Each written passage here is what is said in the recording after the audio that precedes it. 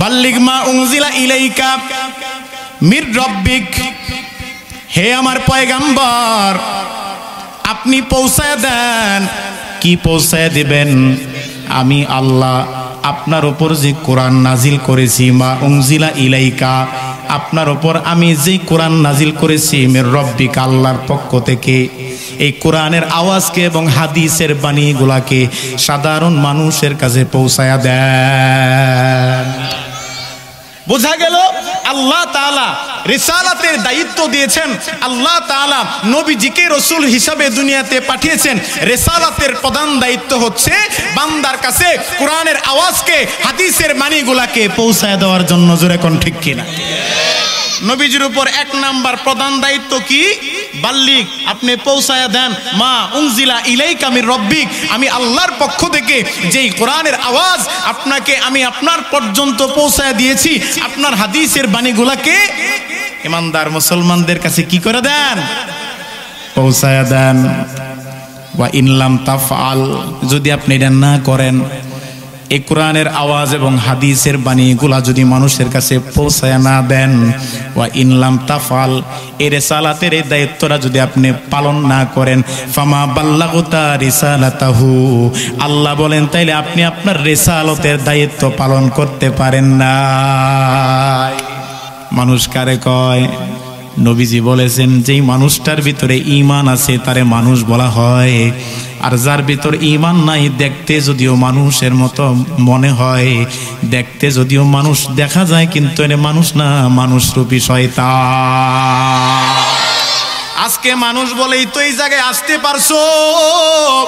আল্লাহর পক্ষ থেকে যদি কবুলিয়ত তোমার কপালে না থাকতো রে বাবা, রে পর্দার অন্তরালের মা, দিলের কান দিয়া শোনো রে মা, তোমারে যদি আল্লাহ ভালো না বাসতো, তোমারে যদি আল্লাহ মোহাব্বত না করতো, তাহলে দিনের বোঝ দান করতো না। জোর এখন ঠিক কিনা? এই এলাকার মধ্যে কি এই কয়জন মানুষ নাকি আরো আছে? আসতে পারে নাই কেন? আল্লাহ তৌফিক দেয় নাই, কপাল পুরা। কথা কোন ঠিক কিনা? এই জায়গায় যদি এই মুজাহিদুল ইসলাম না এসে যদি মমতাজ বেগম আইতো, লোক জায়গা দিতে পারতেন না। কথা বলেন ঠিক কিনা? বোঝা যায় দ্বীনের প্রতি মানুষের আকর্ষণ কম। আল্লাহর রাস্তায় আকর্ষণ তাদের যাদের উপর আল্লাহর রহমতের দৃষ্টি আছে। জোরে কোন ঠিক কিনা?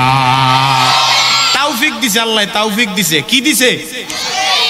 তৌফিক। এটা খায় না, মাথার দেয়। এটাও তো অনেকে বুঝে না। হযরতে মুসা আলাইহিস সালাম আল্লাহরে জিজ্ঞাসা করে, আল্লাহ তৌফিক কি জিনিস? তৌফিক এটা কি খায় না মাথায় দেয়? আল্লাহ রাব্বুল আলামিন মুসা আলাইহিস সালামকে তৌফিকের জিনিসটা কি শিক্ষা দেওয়ার জন্য মুসারে কয়, হে মুসা তোমার নাম কি? কি কইছে? ওই মুসা তোমার নাম কি? বলেন তো প্রশ্নের ভিতর জবাব আছে না নাই? প্রশ্নের ভিতরে জবাব আছে না? আগে কি কইছে? ওই মুসা। এরপরে কি কইছে? তোমার নাম কি? প্রশ্নের মধ্যে জবাব আছে না নাই? মুসা আলাইহিস সালামকে জিজ্ঞাসা করে, মুসা তোমার নাম কি? মুসা আলাইহিস সালাম বলতে পারে না। দ্বিতীয়বার আবার জিজ্ঞাসা করছে, এই মুসা তোমার নাম কি? মুসাই কইতে পারে না। তৃতীয়বার আবার জিজ্ঞাসা করছে, মুসা তোমার নাম কি? তো মুসাই কয়, ইসমি মুসা। সুবহানাল্লাহ। আল্লাহ রাব্বুল আলামিন বলেন, হে মুসা তুমি না বললা তৌফিক কি জিনিস? প্রথমবার তোমারে জিজ্ঞাসা করলাম তোমার নাম কি, তুমি বলতে পারো নাই, আমি আল্লাহ তোমারে তৌফিক দেই নাই। দ্বিতীয়বার তোমারে জিজ্ঞাসা করলাম তুমি বলতে পারো নাই, আমি আল্লাহ তোমারে তৌফিক দেই নাই। তৃতীয়বার তোমারে তৌফিক দিছি, তো তুমি তোমার নাম বলতে পারছো। সুবহানাল্লাহ। তৌফিক এটা অনেক মূল্যবান একটা জিনিস। আল্লাহ তাআলা এই নেকের কাজ করার জন্য সবাইকে তৌফিক দেয় না। এই জায়গার মধ্যে আল্লাহ তাআলা যে আসার মতো একটা সুযোগ করে দিয়েছেন, এই জন্য আপনি খুশি না বেজার? এ ভাই, এমনও তো হইতে পারে রাতটা জীবনের শেষ রাত হয়ে যাইতে পারে। আজকের এই আলোচনা জীবনের শেষ আলোচনা হয়ে যাইতে পারে, আজকের দোয়া জীবনের শেষ দোয়া হইতে পারে। কথা কোন ঠিক কিনা? এই যে মাহফিল, গত বছর এই জায়গায় মাহফিল হইছে, অনেক মানুষ আছে মাহফিলে উপস্থিত ছিল কিন্তু আজকে নাই, অন্ধকার কবরে শুয়ে আছে রে বাবা। আজকে আমি এখানে বসে আছি, আগামী বছর মাহফিল আসলে আমি আবার এখানে থাকবো কিনা কোনো গ্যারান্টি নাই। জোরে কোন ঠিক কিনা? এই জন্য আল্লাহর জন্য আসছি, কথাগুলো শুনবো আল্লাহর জন্য, কথাগুলো মানবো আল্লাহর জন্য। আল্লাহ শুধু দুনিয়াতে নয়, দুনিয়া এবং আখিরাত উভয় জাহানি কামিয়াব করে দিবি। সুবহান। এই ক্ষমতা আল্লাহর আছে না নাই? আরো জোরে বলেন, আছে না নাই? আছে। এখন শুনেন, মূল আলোচনায় আসি, সময় কম, মনোযোগ সহকারে শুনবেন। তাইলে কোন তো আল্লাহ আম করে কি বানায় পাঠাইছে? মানুষ কারে কয়? যার ভিতর ঈমান আছে। মানুষ কাকে বলে? যার ভিতর ঈমান আছে। যার ভিতরে ঈমান নাই ওটা মানুষ না। বাবা একটা জিনিস খেয়াল করো, গরুর ঘরে গরু জন্মাইলে গরু হওয়া যায়, কুকুরের ঘরে জন্ম নিলে কুকুর হওয়া যায়, ছাগলের ঘরে জন্ম নিলে ছাগল হওয়া যায়, কিন্তু মানুষের ঘরেই জন্ম নিলে মানুষ হওয়া যায় না। মানুষ যদি হতে চাও তাহলে ঈমানওয়ালা হতে হবে, ঈমানদার হইতে হবে। সাচ্চা খাঁটি ঈমানদার যখন তুমি হয়ে যাইবা, আল্লাহ নবী বলেন শুধু তুমি দুনিয়াতে নয় আখিরাতেও আল্লাহ তোমারে কামিয়াব করে দিবে। সুবহানাল্লাহ। তাইলে মানুষ কারে কয়? যার ভিতর, আর যার ভিতর ঈমান নাই ওইটা মানুষ না। ওইটা কি না? দেখতে মানুষ দেখা গেল, ওটা মানুষ না। ভাইরা আমার, তো এই মানুষের মধ্যে সম্মান কম বেশি আছে না নাই? মেম্বারের যে সম্মান তার তুলনায় চেয়ারম্যানের সম্মান একটু বেশি না? চেয়ারম্যানের যে সম্মান তার তুলনায় এমপির সম্মান একটু বেশি না? এমপির যে সম্মান তার তুলনায় মন্ত্রীর সম্মান একটু বেশি না? মন্ত্রীর যে সম্মান তার তুলনায় প্রধানমন্ত্রীর সম্মান একটু বেশি না? প্রধানমন্ত্রীর সম্মানের তুলনায় মন্ত্রীর সম্মান কম, মন্ত্রীর তুলনায় এমপির সম্মান কম, এমপির তুলনায় চেয়ারম্যানের সম্মান কম, চেয়ারম্যানের তুলনায় মেম্বারের সম্মান কম, আবার মেম্বারের তুলনায় সাধারণ জনগণ। কথা বলেন ঠিক কিনা? ঠিক তেমনি ভাবে ইমানদার মুসলমানদের মধ্যে, ইমানদার মানুষগুলোর মধ্যে ইমানদার একজন দামি একটা মানুষ। এই ইমানদারদের মধ্যে সব থেকে দামি মানুষ সম্মানের দিক দিয়ে হচ্ছে সরকারে দো আলম নবী মুহাম্মদুর রাসূলুল্লাহ সাল্লাল্লাহু আলাইহি ওয়াসাল্লাম। এখন এই নবীকে মানুষের মধ্যে কেন আল্লাহ তাআলা পাঠাইছেন? আল্লাহ তাআলা বলেন, ইয়া আইয়ুহার রাসূল, হে রাসূল, হে আমার পয়গম্বর মুহাম্মদ, ইয়া আইয়ুহার রাসূল, হে রাসূল, বাল্লিগ, আপনি তাবলীগ করেন। বাল্লিগ, বাল্লিগ, বাল্লাগা ইউবাল্লিগু তাবলীগন শব্দের অর্থ হচ্ছে পৌঁছায়া দেওয়া। কি পৌঁছায়া দিবে? বাল্লিগ মা উনজিলা ইলাইকা মির রাব্বিক, হে আমার পয়গম্বর আপনি পৌঁছায় দেন। কি পৌঁছায় দিবেন? আমি আল্লাহ আপনার উপর যে কোরআন নাজিল করেছি, মা উনজিলা ইলাইকা, আপনার উপর আমি যে কোরআন নাজিল করেছি মির রব্বিকা, আল্লাহর পক্ষ থেকে, এই কোরআনের আওয়াজকে এবং হাদিসের বাণীগুলাকে সাধারণ মানুষের কাছে পৌঁছায়া দেন। বোঝা গেল আল্লাহ তাআলা রিসালাতের দায়িত্ব দিয়েছেন, আল্লাহ তাআলা নবীজিকে রাসূল হিসাবে দুনিয়াতে পাঠিয়েছেন। রিসালাতের প্রধান দায়িত্ব হচ্ছে বান্দার কাছে কোরআনের আওয়াজকে, হাদিসের বাণীগুলাকে পৌঁছায় দেওয়ার জন্য। জোরে কোন ঠিক কিনা? নবীজির উপর এক নাম্বার প্রধান দায়িত্ব কি? বাল্লিগ, আপনি পৌঁছায়া দেন। মা উনজিলা ইলাইকা মির রব্বিক, আমি আল্লাহর পক্ষ থেকে যেই কোরআনের আওয়াজ আপনাকে আমি আপনার পর্যন্ত পৌঁছায়া দিয়েছি, আপনার হাদিসের বাণীগুলাকে ইমানদার মুসলমানদের কাছে কি করে দেন? পৌঁছায়া দেন।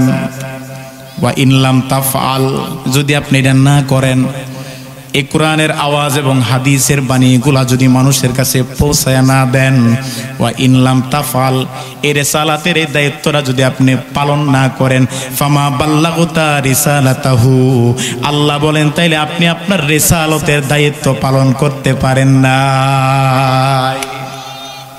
বুঝছেন আয়াতের মর্মার্থ বুঝছেন? আল্লাহ তাআলা কি বলছে?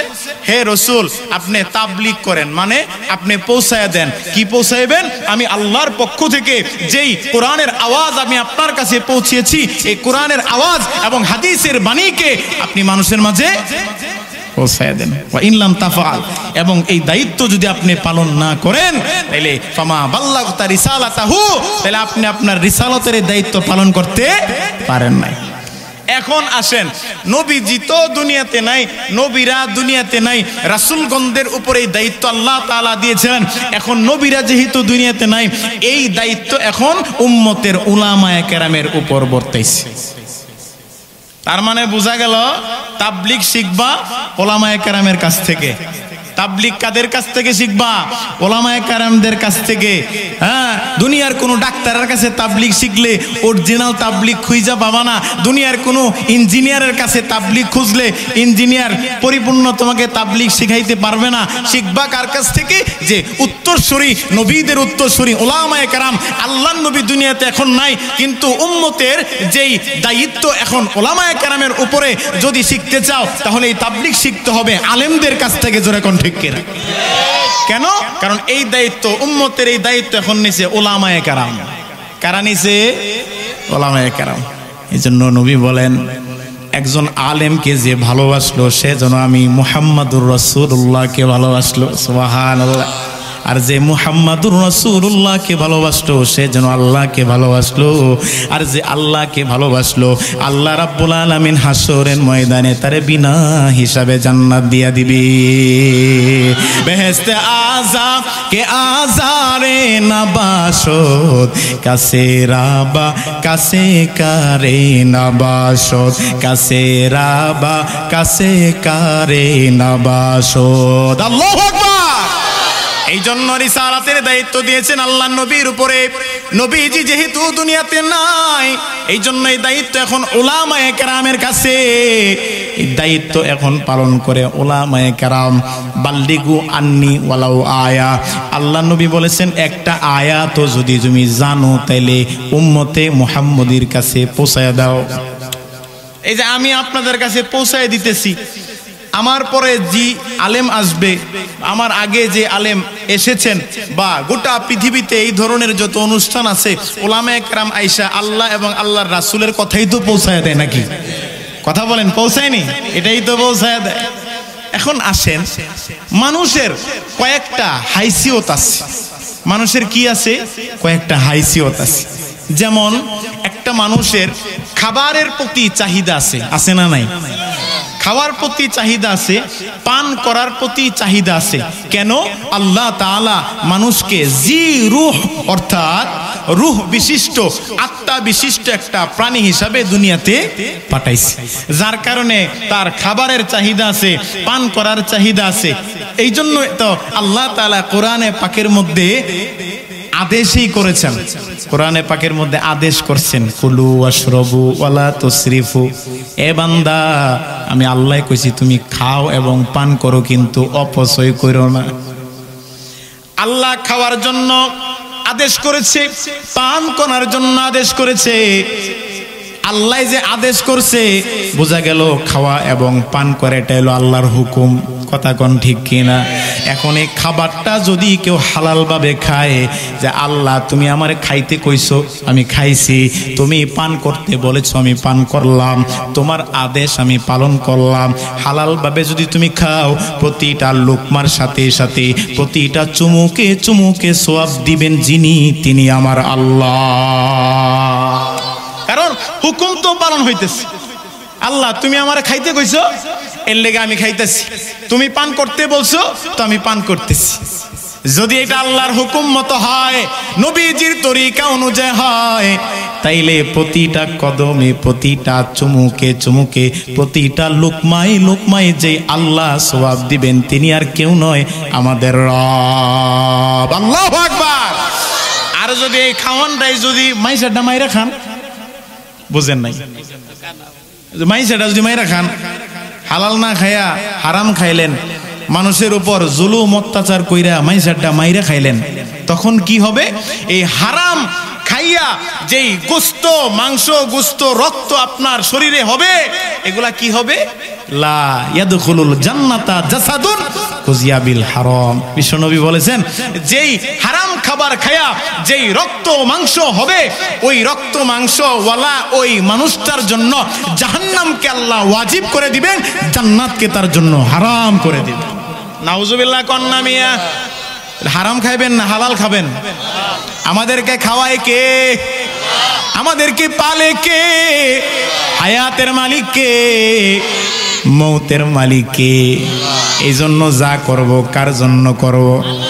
আরো জোরে বলেন, ইন্না সলাতি ওয়া নুসুকি ওয়া মাহইয়ায়া ওয়া মামাতি লিল্লাহি রাব্বিল আলামিন। আল্লাহ রাব্বুল আলামিন বলেন কোরআনে পাকের মধ্যে, আমার জীবন, আমার মনন, আমার নামাজ, আমার হজ, আমার যাকাত যা কিছু করব কার জন্য করব? আরো জোরে বলেন, কার জন্য? কারণ জীবনটা আমার না, হায়াত আমার না, আমি তো আমার না, আমাকে যিনি তৈরি করেছেন তিনি কে? আল্লাহ। এক নাম্বার হাইসিয়তের মধ্যে এক নাম্বার হচ্ছে আমি একজন কি? রূহ বিশিষ্ট একজন প্রাণী। দুই নাম্বার আমি একজন মানুষ, আমি একজন গোলাম। কার গোলাম? আরো জোরে কোন? আল্লাহর গোলাম। দুই নাম্বার হাইসিয়ত আমি কি? আল্লাহর গোলাম। এখন গোলামের কাম কি? মালিকের কাজ করা। গোলামের কাম কি? মালিকের কাজ করা। আল্লাহ তাআলা কোরআনের মধ্যে বলেছেন, ওয়ামা খলাকতুল জিন্না ওয়াল ইনসা ইল্লা লিয়াবুদুন। আল্লাহু আকবার। ওয়ামা খলাকতুল জিন্না ওয়াল ইনসা ইল্লা লিয়াবুদুন। আমার আল্লাহ কয়, আমি শুধুই মানুষকে এমনি বানাই নাই, মানুষ এবং জিন জাতিকে তৈরি করেছি একমাত্র আমি আল্লাহর গোলামি করার জন্য। কার জন্য? আল্লাহর গোলামি করার জন্য। বোঝা গেল খাওয়া পান করা আল্লাহর হুকুম, ঠিক তেমনি ভাবে আল্লাহর গোলামি করাও আল্লাহর হুকুম। জোরে কোন ঠিক কিনা? অথচ আজকে আমরা নামাজের গুরুত্ব বুঝি নাই, কিন্তু খাওয়ার গুরুত্বটা ঠিকই বুঝি। আজ পর্যন্ত কোনোদিন শুনছেন যে তাবলিগ জামাত একটা আইসে আপনি করে খাওয়ানোর দাওয়াত দিছে? আরে এই এলাকার মানুষ না খাইতে না খাইতে শুকায় যাইতেছে গা, দেখতে আর মানুষের মতো দেখা যায় না, কঙ্কাল হয়ে গেছে গা। আচ্ছা চলো একটু যায় দাওয়াত দেই, এটিরে আইনে কয়টা খাওয়াইয়া দেই। এমন দাওয়াত কোনোদিন দিছে না? ইবাদতের দিকে ডাকছে, কথা কয় না, নামাজের দিকে ডাকছে। বোঝা গেল খাবারের জন্য মানুষ কেন দাওয়াত দেয় না? কারণ খাবারের জরুরতটা আমাদের বুঝে আসছে, কিন্তু ইবাদতের জরুরতটা আমাদের বুঝে আসে নাই। কেমন? না খাইলে সুখ হয়ে যাবো, না খাইলে দুর্বল হয়ে যাব, না খাইলে দুর্বল হয়ে যাব, দুর্বল হইয়া মইরা যাব। কিন্তু একটা বড় চিন্তা করলা না, নামাজ যদি না পড়ো, আল্লাহর গোলামি যদি না পড়ো, তাহলে তোমার ঈমান মইরা যাবে। আর যদি ঈমান মইরা যায়, আল্লাহর কাঠগড়ায় আসামি হিসাবে ধরা খায়া যাইবা। নামাজ যেমন আল্লাহর হুকুম, খাওয়া দাওয়া করা আল্লাহর হুকুম। কথা কোন ঠিক কিনা? খাওয়া দাওয়া করা পান করা আল্লাহর হুকুম, এটার জরুরত বুঝছি, কিন্তু ইবাদত করার জরুরতটা আমাদের বুঝে আসে নাই। কথা বলেন ঠিক কিনা? এই জন্য একবেলা যদি না খায়, যে আসতে মনে করেন 4টা বেজে গেছে, আম্মা গোসল পরে আগে খাউন দেও, খায়া লই। বোঝা গেল সে খাবারের জরুরত বুঝছে, কিন্তু ইবাদতের জরুরত সে বোঝে না।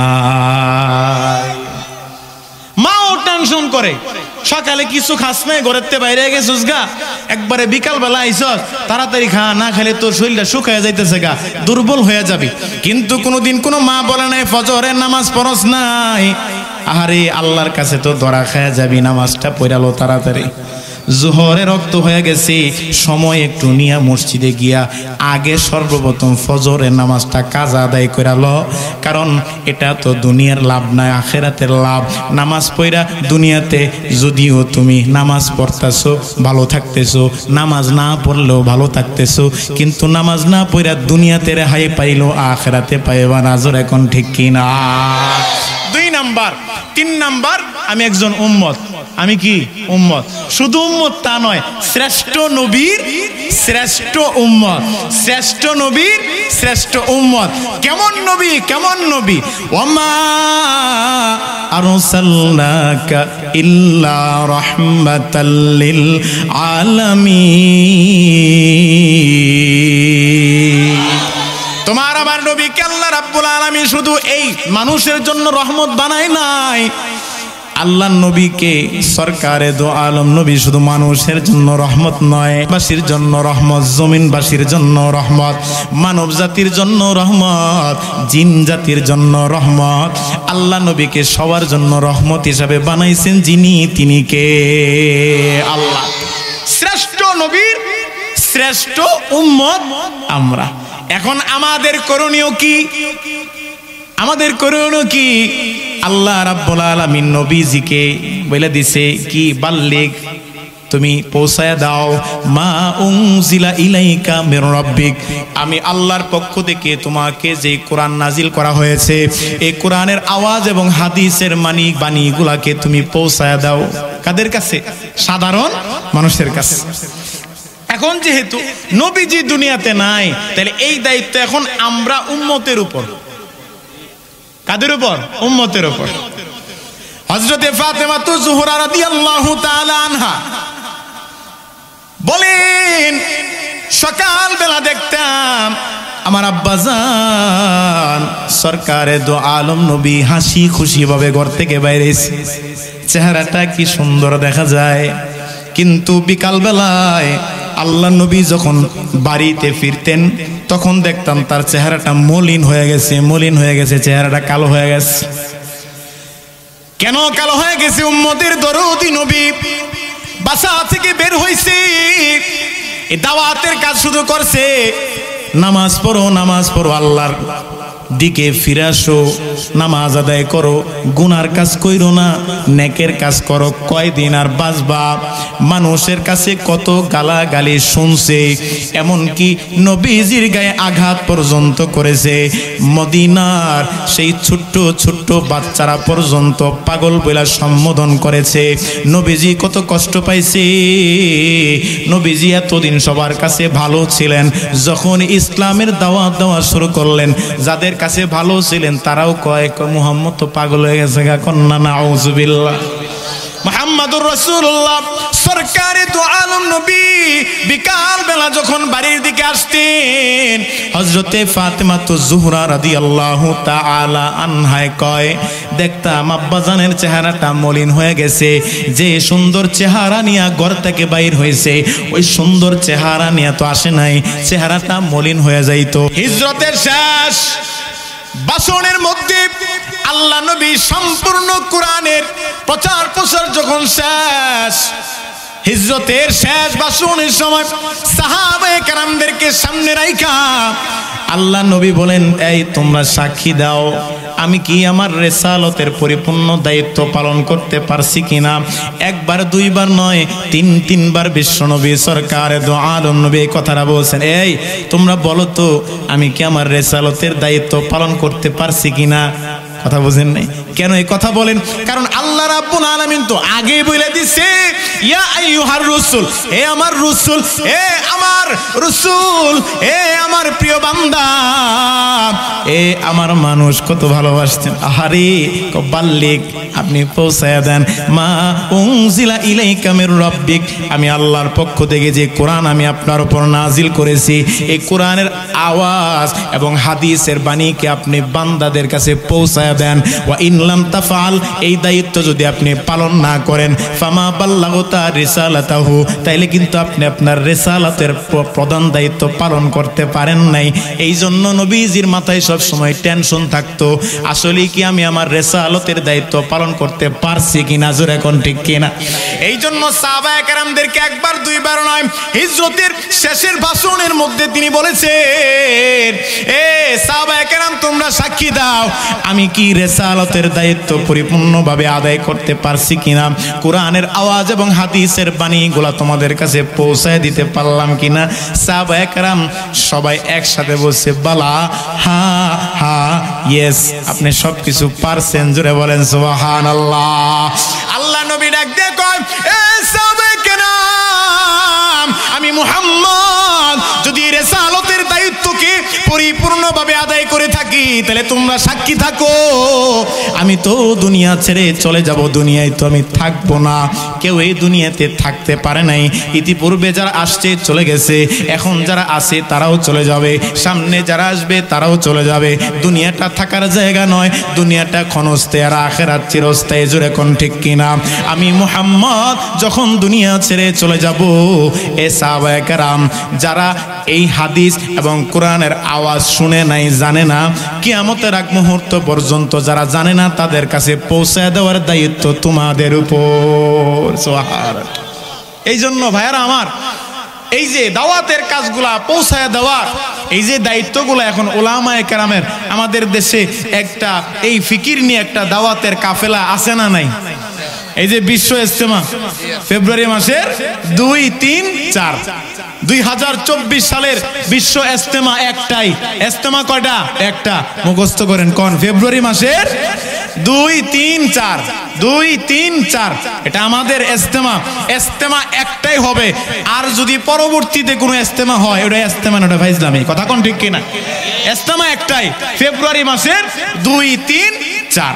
আল্লাহ তাআলা আমাদের সবাইকে যাওয়ার তৌফিক দান করেন। সবাই বলে আমিন। আরো জোরে বলেন আমিন, আরো জোরে বলেন আমিন।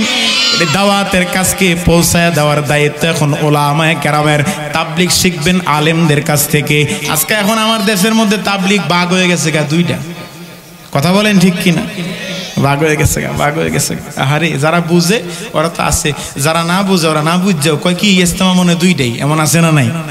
ওরা বুঝে না, বুঝে না। আল্লাহ আমাদের সবাইকে বুঝার তৌফিক দান করেন। সবাই বলে আমিন। আরো জোরে বলেন আমিন। হেদায়েতের মালিক কে? আরো জোরে বলেন কে? আল্লাহ। ইন্নাকা লাতাহদি মান আহবাবতা ওয়ালাকিন্নাল্লাহা ইয়াহদি মান ইয়াশা। আল্লাহ বলেন, হে নবী তোমার কাছেও হেদায়েত নাই, হেদায়েতের মালিক যিনি তিনি আমার আল্লাহ। জোরে কোন ঠিক কিনা? নবীজির কাছে যদি হেদায়েত থাকতো তো সর্বপ্রথম আবু জাহেল রে হেদায়েত দিয়া মুসলমান বানাইতো। কথা কোন ঠিক কিনা? আল্লাহ নবীর কাছে হেদায়েত নাই। হেদায়েতের মালিক যদি নবী হইতেন আবু তালেব জাহান্নামী হইতেন না। হেদায়েতের মালিক যদি নবীরা হইতো তাইলে নূহ নবীর ছেলে কেনান জাহান্নামী হইতো না। লূত আলাইহিস সালাম পয়গাম্বর, পয়গাম্বরের বিবি জাহান্নামী হইতো না। হেদায়েতের মালিক আল্লাহ। হেদায়েত দুনিয়ার কোন আল্লাহর ওলির কাছেও নাই, হেদায়েত পীর সাহেব হুজুরের কাছেও নাই, হেদায়েত সাদ সাহেবের কাছেও নাই, হেদায়েত দুনিয়ার কোন মানুষের কাছে নাই। হেদায়েতের মালিক যিনি তিনি কে? আল্লাহ। এই জন্য ভাইরা আমার, হেদায়েত আল্লাহ তাআলা কাকে কখন কিভাবে দেয় কেউ জানে না, কেউ জানে না। এই বিষয়গুলো একটু বোঝার চেষ্টা করেন, বোঝার চেষ্টা করেন। 1 নাম্বার হাইসিয়ত, আমরা কি রূহওয়ালা একটা প্রাণী। এই জন্য আমাদের খাওয়া দাওয়ার চাহিদা আছে, যেই জন্য আল্লাহ তাআলা কোরআনে আয়াত নাজিল করেছেন, কুলু ওয়াশরাবু, তোমরা খাও পান করো, ওয়ালা তুসরিফু, কিন্তু অপচয় করিও না। এই যে আল্লাহ খাওয়া এবং পান করার কথা বলেছেন, এটা আল্লাহর হুকুম। এরপরে বলেছেন, ওমা খলাকতুল জিন্না ওয়াল ইনসা ইল্লা লিয়াবুদুন, আমি মানুষ এবং জিন জাতিকে তৈরি করেছি একমাত্র আমি আল্লাহর গোলামি করার জন্য।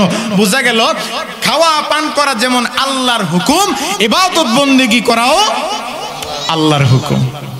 আজকে আমাদের খাওয়া দাওয়া করার জরুরতটা বুঝে আসছে, কিন্তু গোলামি করার বুঝটা আমাদের ভিতরে আসে নাই। এটা আসতে হবে। নামাজ পড়লে কি হয়, না পড়লে কি হয়, এগুলা বুঝার দরকার আছে না? কথা বলেন আছে না নাই?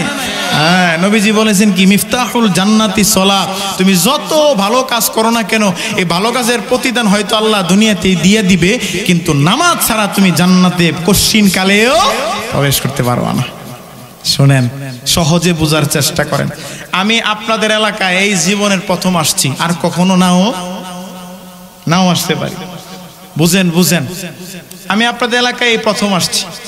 যদি কখনো কোথাও আমাকে দেখেন তাহলে বলবেন হুজুর আপনারা কেমন যেন একটু চিনা চিনা লাগে, কথা বলেন কোথায় জানি দেখছি। আর আপনাদের মসজিদের ইমাম সাহেব, ওনার সাথে প্রত্যেক দিন 5 ওয়াক্ত মসজিদে গিয়ে দেখা হয়। আমি এই বছরে একবার, ইমাম সাহেবের সাথে প্রত্যেক দিন দেখা হয় আপনাদের 5 বার। এখন ইমাম সাহেবরে গিয়ে যদি কয় হুজুর আপনারে চিনা চিনা লাগে, হুজুরে কইব ফাইজলামি করার জায়গা বাস না, কথা কোন ঠিক কিনা? এটা যদি বুঝে থাকেন তাহলে বলেন তো, যারা 5 ওয়াক্ত মসজিদে গিয়া নামাজ আদায় করে তাদের সাথে সম্পর্ক আল্লাহর ভালো থাকবে, নাকি শুধু শুক্র আলী মুসল্লি শুক্রবারে গিয়ে মসজিদে নামাজ পড়ে আর 2 ঈদে গিয়া মসজিদে নামাজ পড়ে তাদের সাথে সম্পর্ক আল্লাহর ভালো থাকবে? আমার থেকে আপনারা ভালোবাস পারেন, এরপরও কেন নামাজ পড়ো না? হুজুর আপনার তে বালা জানি কিন্তু মানি না। এই মানার কোনো দাম নাই, এই জানার কোনো দাম নাই, এই মানার কোনো দাম নাই। তোমার তো দাম তখনই হবে যখন তুমি যাই না মানবা। আর যদি জানার পরও তুমি না মানো তাইলে তুমি যাই না মানো নাই, তোমার শাস্তি ডাবল। এমন কোন মুসলমান নাই যে নামাজ না পড়লে গুনাহ হয় না, এটা কেউ জানে না। এমন কোন মুসলমান আছে যে নামাজ না পড়লে যে গুনাহ হয় না বা গুনাহ হয়, এটা প্রত্যেকটা মুসলমানই কিন্তু পড়ে না। তার মানে বোঝা গেল আমি জানি না পড়ি না, অন্যায়টা আমি জানি না করতেছি। রমজানের রোজা না রাখলে গুনাহ হয়, কোন মুসলমান আছে যে জানে না? কিন্তু যারা নামাজও পড়ে না, রোজাও রাখে না, হুজুর আমি জানি কিন্তু মানি না, এই জানার নাম কামিয়াব না, মানার নাম কামিয়াব। জোরে বলেন ঠিক কি? ভাইরা আমার, যেই কথাটা বলতেছিলাম, কুকুরের করে জন্ম নিলে কুকুর হওয়া যায়, গরুর করে জন্ম নিলে গরু হওয়া যায়, কিন্তু মানুষের ঘরে জন্ম নিলে মানুষ হওয়া যায় না, মানুষের ঘরে জন্ম নিলে ইমানদার মুসলমান হওয়া যায় না। কথা বলেন ঠিক কিনা? এরে বান্দা, আল্লাহ রাব্বুল আলামিন তোমারে কত মর্যাদা সম্মান দান করেছে, কিন্তু এই তোমার নিজের সম্মান তুমি নিজেই বুঝলা না। আমার আল্লাহ যদি চাইতো তোমারে মানুষ না বানায় একটা কুত্তাও বানাইতে পারতো, এই ক্ষমতা আমার আল্লাহর আছে না নাই? তোমারে মানুষ বানাইছে, কুকুর বিড়াল বানাই নাই। শুধু মানুষ বানায় ছাইরা দেয় নাই, শ্রেষ্ঠ নবীর শ্রেষ্ঠ উম্মত হিসেবে দুনিয়াতে পাঠাইছে। আল্লাহরেও চিনলা না, নবীরেও চিনলা না, তোমার কপাল পুড়ে গেছে।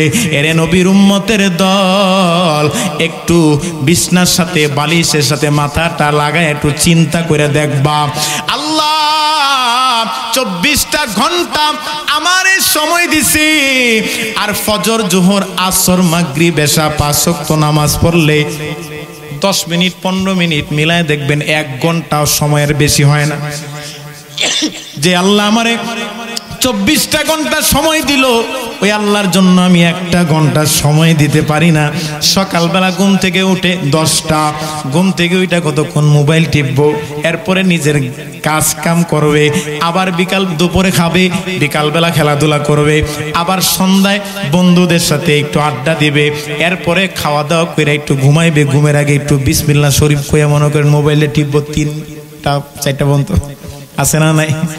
এটার নাম তো জিন্দেগি না।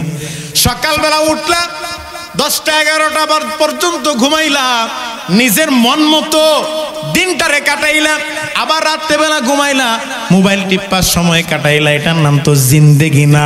এই মুহূর্তে যদি মইরা যাও, এশারের নামাজ যারা পড়ছো জীবনে পড়ো নাই, কিন্তু আজকে মনে করেন মাহফিলের উসিলা করে যা, মাহফিলে হুজুরের বয়ান শুনতে যাবো, একটু নামাজটা পড়ে লই, জীবনে নামাজ পড়েন না, কিন্তু আজকে এশার নামাজ পড়ছেন। ফজরের আগে যদি মইরা যান, আপনার শেষ আমল হবে নামাজি, কারণ সামনে রক্ত আসার আগে তো আপনি নামাজ পড়ছেন। আর যদি এশারের নামাজ না পড়েন, বাকি 4 রক্ত পড়ছেন, কিন্তু এশার এখনো পড়েন নাই, মনে মনে কইতেছেন বয়ান শূন্যের পরে পড়মুনি। এখন যদি আপনি মইরা যান, লাস্টের হিসাব হবে আপনি বেনামাজি। এই বুঝাইতে পারছি? এখানে আমি একদম 100% বুকে হাত দিয়ে বলতে পারি, আমার সামনে যতগুলা মানুষ বইসা রয়েছে, এখানে অনেকে আজকে 5 ওয়াক্ত নামাজের 1 ওয়াক্ত পড়ে নাই। এমন যুবক আছে না নাই? কথা বলেন আছে না নাই? কেউ 3 ওয়াক্ত পড়ছে, 2 ওয়াক্ত পড়ে নাই, আবার কেউ নামাজেই পড়ে না। হুজুর আমারে কইয়া লাভ হবো কি, নামাজ পড়ছেন কিনা? আমি তো নামাজই পড়ি নাই। এক লোকে নামাজ পড়তে গিয়া মনে করেন একটু বাই হইয়া পড়ছে আর কি। মুরব্বী মানুষ খেয়াল করে নাই, ঠাস করে শব্দ দিছে, পিছেতে দিছে হাইসা। এখন নামাজের পরে কইতাছে কি, ও চাচা আপনি নামাজ তো হয় নাই। খেল লেগে নামাজ হয় নাই? আপনার অজু গেছে। হ্যাঁ কেমনে অজু গেছে? আমি তো কইতে পারলাম না। না আপনার অজু গেছে, আপনার বায়ু আসছে, হয়তো মুরব্বী মানুষ আপনি টের পান নাই, কিন্তু আপনার অজু গেছে গা। উই তো পুরা তুমুল ঝগড়া। ইমাম সাহেব তো বলতেছে যে মুরব্বী আপনি